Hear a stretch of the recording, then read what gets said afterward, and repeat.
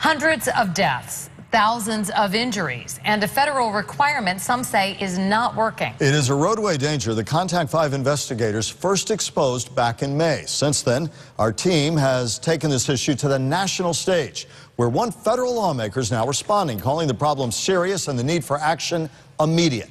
Here is Contact 5 investigator Katie Legrone.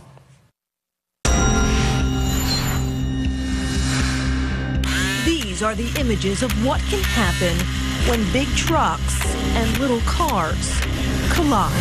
What was your take on what you saw? You're right. It's gruesome. The report shows raises a really important issue. From the nation's capital, U.S. Congressman Ted Deutsch reacts. What we all know is that there's no time to waste. To this, under-ride guards required by the government to keep cars from sliding under the back of semis aren't always working. After the accident, it's hard. It's been 11 years since a weak under-ride guard left Sean Everhart a widow.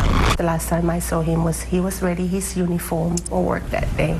Riviera Beach police officer Donald Everhart Jr. was driving no more than 33 miles per hour when he crashed into the back of this semi, crushing its under-ride guard and his father of two.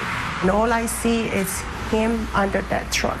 This Orlando man lived to tell his story about the under-ride guard that also didn't measure up. I got on the 429. That's the last thing I remember. Under-ride guards are required on most big trucks.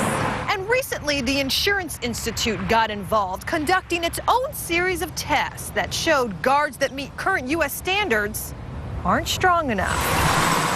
In this crash test, watch as a Chevy Malibu collides into the back of a semi. Remember, this under-ride guard is fully compliant with current U.S. standards. Now, take a look at this one.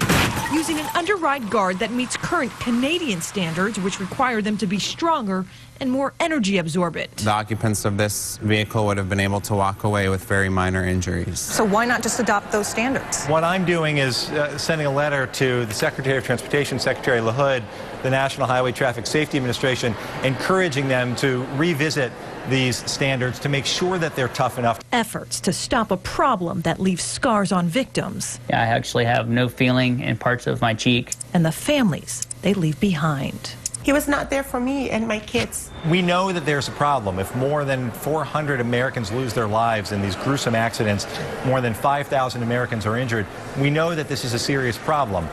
There's no timeline on when any changes to under-ride standards could take effect. The National Highway Traffic Safety Administration is currently conducting field tests to determine what, if any, improvements might be made.